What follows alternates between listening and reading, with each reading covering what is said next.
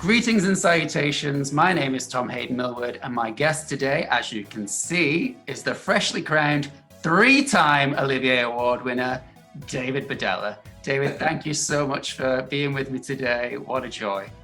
Thank you, Tom. It's nice to see you again. And what a crazy year to win your 3rd Olivier Award. How does it feel to win in such a strange year in this virtual world? There's no denying it is bittersweet. There's so much to be excited about, and there's so much to be sad about.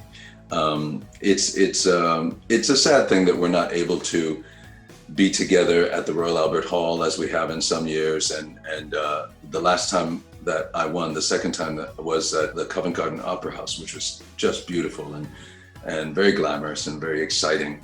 And none of that is happening this year. So it's a little bit sad. But it's also, I think, really, really important because we have to remind people out there that this is still going on, that it's not an industry that has completely collapsed, not yet. I'm hoping that it doesn't, and that we'll be back. And that's got to be the message that we're putting out every day. So I'm trying to stay lighthearted about all of it. Yeah. But it's exciting. Well, congratulations from me. 3 for 3. It's a hat trick.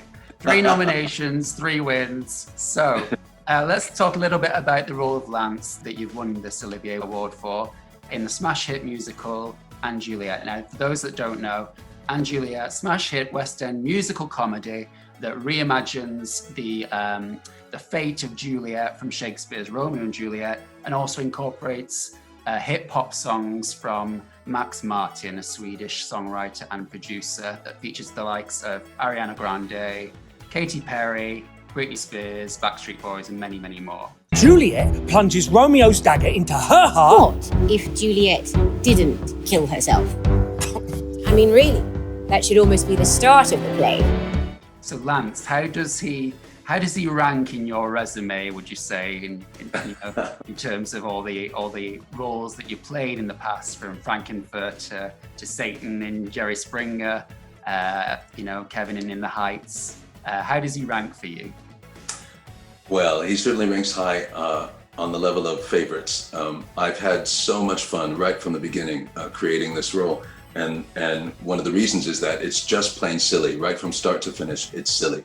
I remember when we were in rehearsal, the very first workshop that we did back in California. I was in Los Angeles at the time, and it occurred to me the day that we were speaking the lines for the first time. We weren't just learning music as we had the previous couple of days.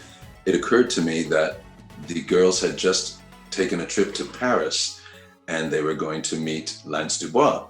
And I said to the director, "You don't want me doing this with a French accent, do you?" And he said, "Can you do a French accent?" I said, "Absolutely not." I can do a caricature of a French accent. And so we started to let some of the lines out, and the whole room just started laughing. And no matter what I said, everybody started laughing because it is a ridiculous caricature.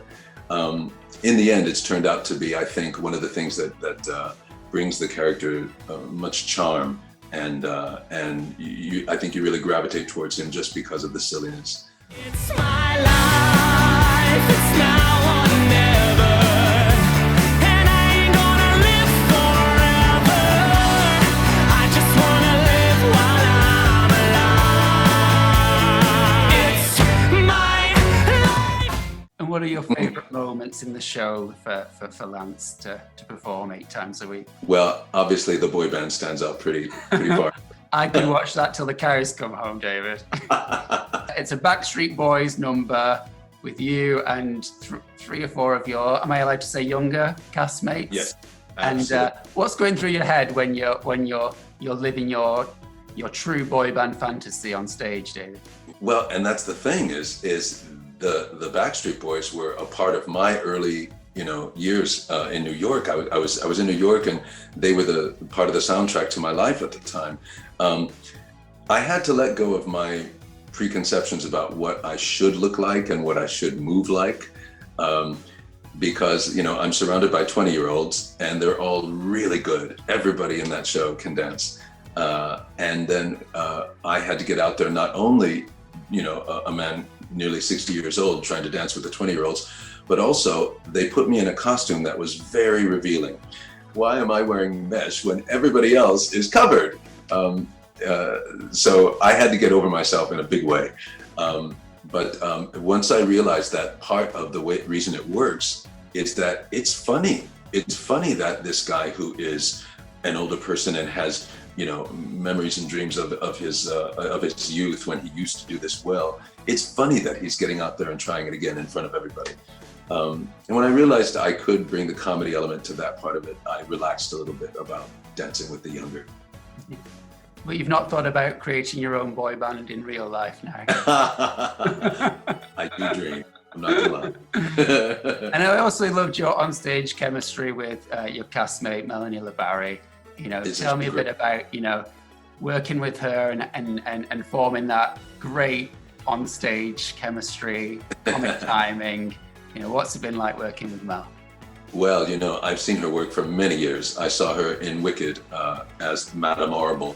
I saw her in Matilda with the role that she created as the librarian, and many, many other things. We, at one point, had the same agent. We were both represented by Stuart Piper. And one day he had us meet for champagne in the Ivy Club. And I tease her about this. She'll say she never did it, but you know, she sat down and he said, "You two are wonderful. You should do something together sometime." And she said, yeah. Anyway, and she moved on. I was sitting there thinking, oh, well, that would be nice, but okay, maybe not. Hit me, baby, one more time. Oh, show me. So as things stand, we're hoping to get back into the Shaftesbury Theatre next spring. What are you most looking forward to about getting back to the musical?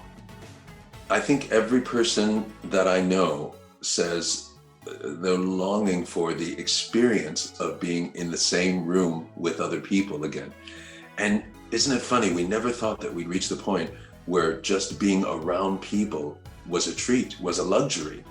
But that's what everybody's feeling. So to be able to make music together and to perform off of each other, you know, all of our performing these days is like this, is on camera, speaking to a screen or speaking to the lens. To have that energy that you just can't, you can't replace any other way will be miraculous.